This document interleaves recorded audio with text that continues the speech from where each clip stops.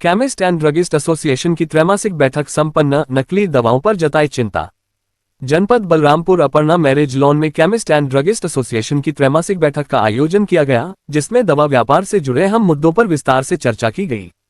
बैठक की शुरुआत एफएसडीए के पदाधिकारी अपर जिला आयुक्त गिरजेश दुबे, औषधि निरीक्षक सुमित कुमार वर्मा एवं खाद्य सुरक्षा अधिकारी चंद्रभान दुबे के माल्यार्पण एवं स्वागत के साथ हुई। बैठक में खाद्य सुरक्षा अधिकारी चंद्रभान दुबे ने एफएसएसएआई के अंतर्गत दुकानों के संचालन, गुणवत्ता नियंत्रण एवं उपभोक्ताओं को सुरक्षित दवाएं उपलब्ध कराने के उपायों पर प्रकाश डाला। उन्होंने उपस्थित केमिस्टों को नियमों के पालन हेतु जागरूक किया। केमिस्ट एंड ड्रगिस्ट एसोसिएशन के महामंत्री एवं प्रदेश रीजनल सचिव अजय श्रीवास्तव ने लाइसेंस नवीनीकरण में आ रही समस्याओं को उठाते हुए औषधि निरीक्षक से शीघ्र समाधान की मांग की। उन्होंने उत्तर प्रदेश में नकली दवाओं की बढ़ती गतिविधियों पर कड़ा विरोध जताया और सभी केमिस्टों से अपील की कि दवा खरीदते समय बैच नंबर का मिलान अवश्य करें। अजय श्रीवास्तव ने ये भी कहा कि ऑनलाइन दवा व्यापार पर प्रतिबंध के बावजूद ये धंधा जारी है, जिससे नकली दवाओं के बाजार में आने की आशंका बनी रहती है। उन्होंने विभागीय निष्क्रियता पर सवाल उठाते हुए कार्रवाई की मांग की। बैठक का संचालन अम्बरीश शुक्ला ने किया, जबकि अध्यक्षता रघुनाथ अग्रवाल ने की। औषधि निरीक्षक सुमित कुमार वर्मा ने दुकानों के रखरखाव, लाइसेंस की स्पष्टता एवं बैच नंबर के साथ दवा क्रय विक्रय जैसे महत्वपूर्ण बिंदुओं पर चर्चा की। अजय श्रीवास्तव द्वारा बताई गई खामियों को शासन स्तर पर सुधारने हेतु प्रस्ताव भी प्रस्तुत किया गया। बैठक में सुजीत श्रीवास्तव, राजेंद्र पांडेय, शिवम सोनी, संजीश पटेल, संजय गुप्ता, गौरव गुप्ता, अजय अग्रवाल, असद हुसैन, नारायण, फिरोज, अंजनी सहित सैकड़ों केमिस्टों की उपस्थिति रही। भारत का समाचार बलरामपुर से शिवम सोनी की रिपोर्ट। सर, आज बैठक हुई है, इस बैठक में क्या कुछ संदेश दिए गए? संदेश यही दिए गए कि सब लोग अपना जो भी मेडिकल स्टोर है सही ठीक तरह से संचालित करें और बिना लाइसेंस वालों को बढ़ावा ना दिया जाए और दवाइयाँ जो बिक रही हैं उनको बिल काट के ही नियमित रूप से बेचा जाए। सर, कुछ दुकानों पर नकली दवाइयाँ जिस तरह से बेची उसके लिए रेगुलर जांच होती रहती है, सैंपलिंग की जाएगी और जांच के लिए लैब बैच का जैसा भी नमूना रिजल्ट आएगा उसकी कार्रवाई की जाएगी। जिनके पास ड्रग का लाइसेंस है, क्या वो सब पालन करते हैं ड्रग्स की? बिल्कुल करते हैं। जो पालन नहीं करते उनके खिलाफ कार्रवाई भी होती है। पालन से करते हैं, जो नहीं करते उनके खिलाफ कार्रवाई भी होती है जी। और जिस तरह से मैंने कुछ सर्वे किया मेडिकल का, उनके पास लाइसेंस है लेकिन फिर भी वो उस लाइसेंस की आड़ में बहुत सारी अवैध काम भी किए जा रहे हैं। उन पर क्या कुछ आपके उनका अंकुश लगाया जाएगा।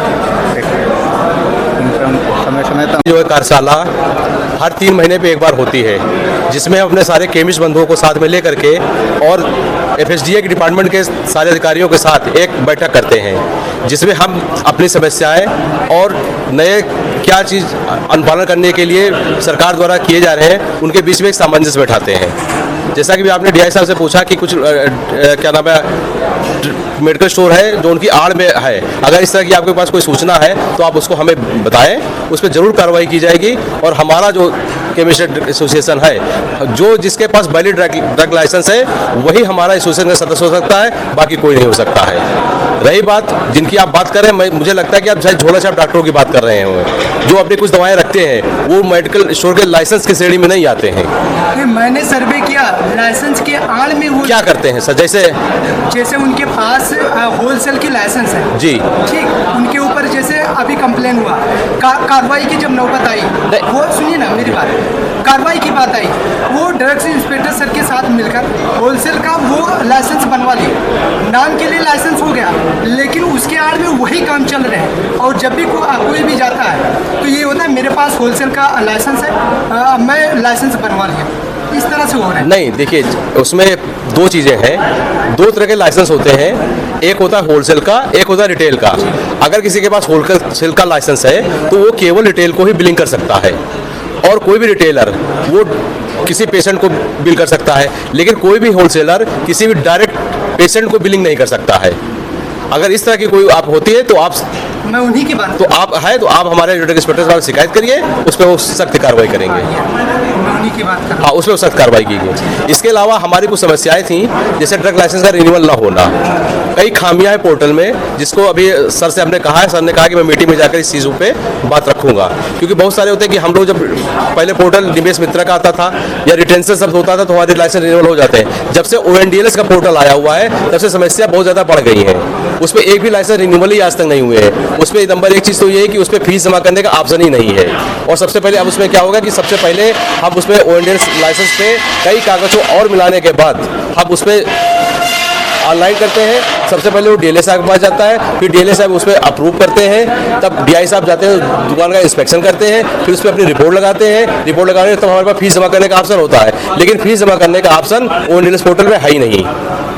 उसके बाद ऐसे करता पता अगर हमने लाइसेंस जिस दिन हमारा होने वाला था उसके 6 महीने तक हमें लेट पेमेंट के साथ होता है। अगर हम लेट पेमेंट नहीं जमा कर पाते तो मेरा लाइसेंस ऑटोमेटिकली निरस्त हो जाता है। तो सिचुएशन यहाँ तक पहुँच गई है कि ओएनडीएल पोर्टल मेरे हिसाब से सबसे 2 कौड़ी का हो गया है, जिसकी हम लोग प्रदेश स्तर पे और इस सब पे काफ़ी शिकायत कर चुके हैं। आज सर से इसी टॉपिक पे हम लोगों ने अपनी समस्याएं रखी हैं। जाहिर है शायद हो सकता है कि हमें जल्दी इसका कोई आपके विभाग द्वारा हम उसका निराकरण हो जाए। आपके संगठन में जैसे कुछ लोग शामिल हैं, तो क्या उनको भी ये हिदायत दी गई है जैसे तालाब में एक मछली गंदी होती है तो सबको गंदा कर देती है, तो आप इस पर कोई रणनीति तैयार? देखिए, कोई भी, मेरा मानना है कि कोई भी ऐसा व्यवसाय नहीं है जिसमें 2-4 कल्प्रिट नहीं होते हैं। उन कल्प्रिट की वजह से आप पूरे समाज को गंदा कह दें, ऐसा कहना अनुचित होगा। लेकिन अगर इस तरह की कोई है तो अनुचित है, तो मेरा एसोसिएशन उनके कतई किसी भी कीमत पे 1% भी उनके गलत कामों पे कोई भी सहयोग नहीं करेगा। क्या कुछ संदेश देना चाहेंगे आप जितने भी जनपद में मेडिकल स्टोर संचालित? अभी तो मैं सबसे बड़ी करूंगा कि अभी जल्दी ही हमारे लखनऊ में एक हिमांशु अग्रवाल जी हैं, जिनका पता चला कि एक सनोफी फार्मा और एक यूनिकेम की फार्मा की दवाइयाँ नकली बरामद हुई हैं। वो कुछ ऐसे लोग हैं जिन्होंने पूरे समाज को, हमारे केमिस्ट समाज को गंदा करके रख दिया है। उनकी धरपकड़ जारी है। कोई भी कार्य अगर कोई गलत कर रहा है तो आज नहीं, निश्चित रूप से वो कल पकड़ा ही जाएगा। हम अपने सदस्यों से खाली इतना कहे हैं कि आप जो भी परचेज करिए उसका बिल देख करके बैच नंबर मिला के करिए। जो व्यक्ति, सीधे से मैं कहना चाहूँगी, जो व्यक्ति रंग से रंग मिला सकता है, टैबलेट से टैबलेट मिला, तो वो सिंपल सा बैच नंबर मिला सकता है। हमारे पास असली और नकली की पहचान सिर्फ केवल एक है कि हम बैच नंबर से मिला करके माल खरीदे। आप सपोज कर लीजिए किसी फैक्ट्री से 10-100 डिब्बा मिला, बीच में किसी ने 200 डिब्बा और मिला दिया, हम उसकी पहचान नहीं कर सकते हैं। उसके लिए मौके पर निरीक्षण साहब के द्वारा किया जाता है और निरीक्षण के लिए उसको प्रयोगशाला में भेजा जाता है। प्रयोगशाला में भेजने के बाद अगर वो नेगेटिव आता है तो हमारी सेल और परचेज चेक की जाती है और जहाँ हमने माल भेजा होता है उसको वापस मंगाया जाता है और उसको जो है डिस्ट्रॉय किया जाता है आपके सामने ही। और उसमें जो संबंधित धाराएं होती है उसमें मुकदमा भी दर्ज किया जाता है और कल्प्रिट को पकड़ा जाता है।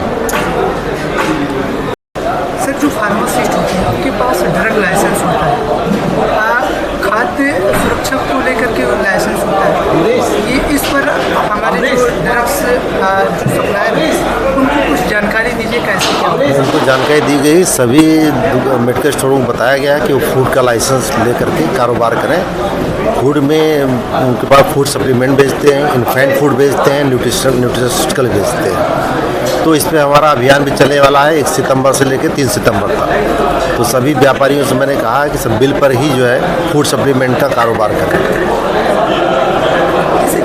जिनके पास अभी नहीं है उनके लिए कोई सुविधा बनाए? उनको मैं सूचित किया है कि उन्होंने तत्काल बनवा लें, ऑनलाइन पोर्टल पर जा करके आवेदन कर दें। सर, आज जो बैठक की गई है, इस बैठक का मुख्य उद्देश्य क्या है?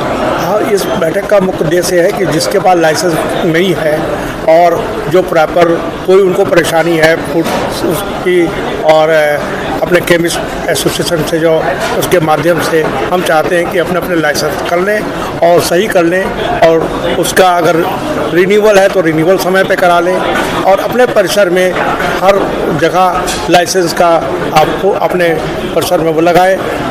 जहाँ जहाँ आपका जो फूड का लाइसेंस है, आपका जो है ड्रग लाइसेंस है, उसको आप प्रदर्शित करें, जिससे समय समय पे आपका लाइसेंस समय पे रिन्यूअल होता रहे। और मैं सभी को, अपने जनपद के सभी लोगों को मैं आगाह भी करता रहता हूँ कि बिना पर्चे का कोई माल न खरीदे, जिससे कि आपको किसी टाइप की नकली दवाइयाँ या किसी टाइप का गलत उनको दवाई न मिले, जिससे कि जनमानस में सबको अच्छी दवाई मिले, अच्छी सेवा मिले और सब अपना सुख अच्छे ढंग से इसको संचालित करें। और